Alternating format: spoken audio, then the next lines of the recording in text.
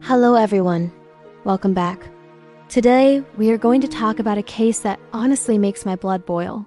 It's a story that challenges everything we think we know about trust, authority, and the medical profession. We often talk about the God complex and true crime killers who think they are above the law.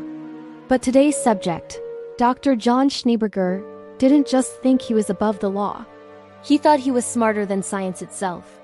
This story takes us to the small, quiet town of Kipling in Saskatchewan, Canada. It's the early 1990s. John Schneeberger is the town doctor. And not just a doctor. He is the doctor. He's charming. He's well-respected. He's a family man. In a small community like Kipling, the doctor is almost a sacred figure. You trust him with your life. You trust him with your secrets. But Dr. Schneeberger had a secret of his own.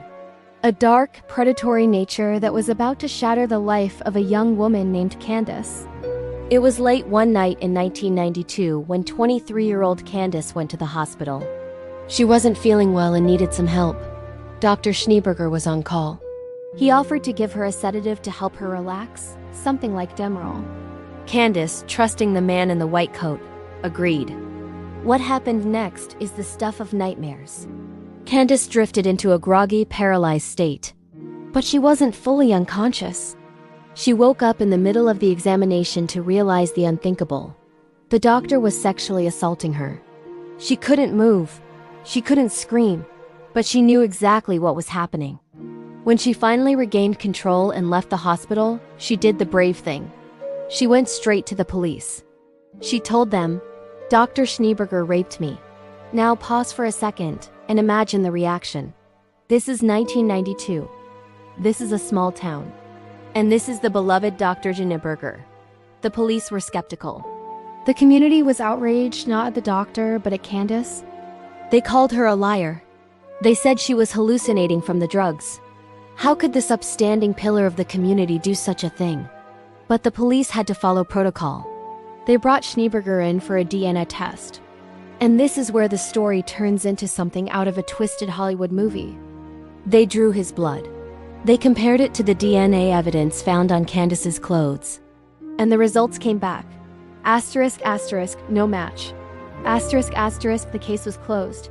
Candace was humiliated. She was ostracized by the town. Schneeberger walked free, his reputation seemingly cleared by science.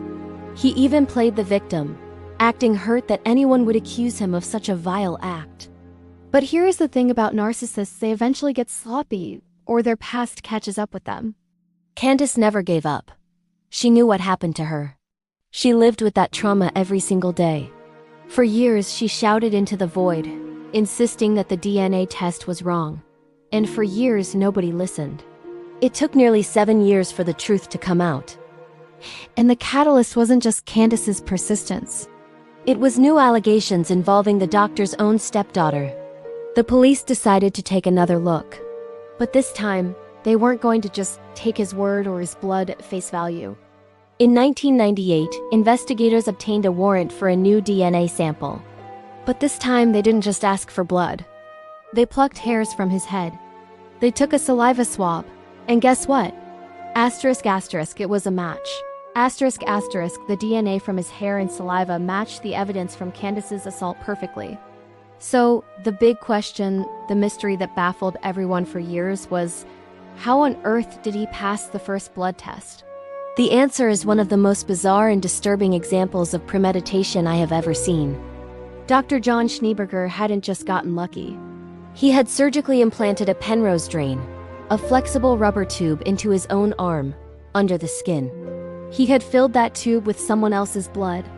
Let that sink in for a moment. This man, this doctor, sliced open his own arm, inserted a tube of foreign blood, and let it sit there, just waiting for the day the police would come for a sample. When the nurse drew his blood back in 1992, Schneeberger guided the needle, manipulating it so that it pierced the tube, not his vein. He literally gave them the wrong blood right in front of their eyes. It's terrifying, isn't it? The level of calculation. He used his medical knowledge not to heal, but to deceive and destroy. When the truth finally came out, the town of Kipling was in shock.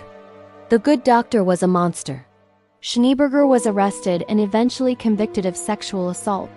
He was also stripped of his medical license, obviously.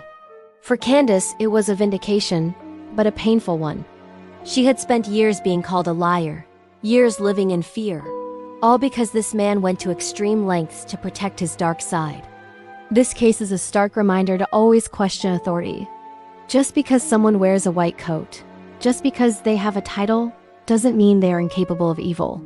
And it's a testament to the strength of victims like Candace, who stand their ground when the whole world and even the science seems to be against them. John Schneeberger thought he could outsmart everyone. He thought he was the master of his own reality. But in the end, the truth and a few strands of hair proved him wrong. Stay safe out there, trust your gut, and never stop fighting for the truth. I'll see you in the next video.